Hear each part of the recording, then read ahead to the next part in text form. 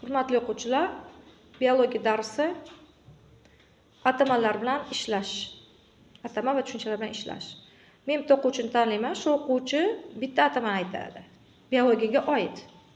Ikkinchi o'quvchi esa shu atamaga qo'shib yana bitta atama aytadi va xuddi shunday qilib keyingi o'quvchilar aytadi, atamani qo'shib.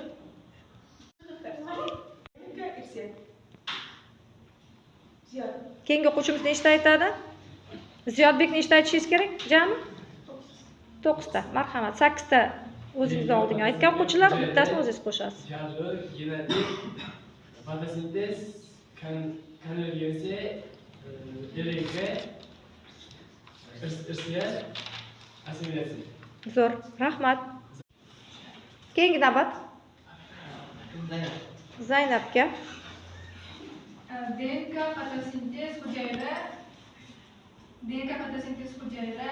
yadro genetik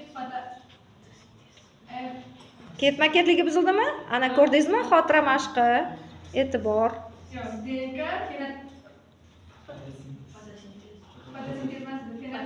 RNK irsiyat, assimilyatsiya, dissimilyatsiya, DNK mitoxondriya, sitoplazma. Qayerga qarab qo'yapsiz? Eslab qolishlaring kerak edi, bilasiz-a?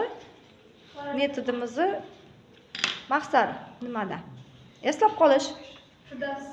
Ketma-ketligi eslab qolish. Harakat ko'ramiz. Rahmat. Yadro, fenotip, fotosintez, konvergensiya, RNK, irsiyat, assimilyatsiya, dissimilyatsiya, DNK, mitoxondriya, sitoplazma, xlorofil, endoplazmatik tor, anabiyoz. Kuchli xotira. Rahmat.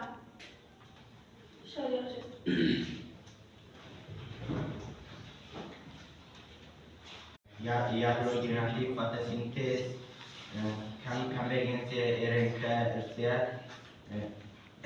assimilyatsiya, dissimilyatsiya, RNK, mitoxondriya, sitoplazma, endoplazmatik tor, xlorofil, anabiyoz, genetika, go'j majmuasi.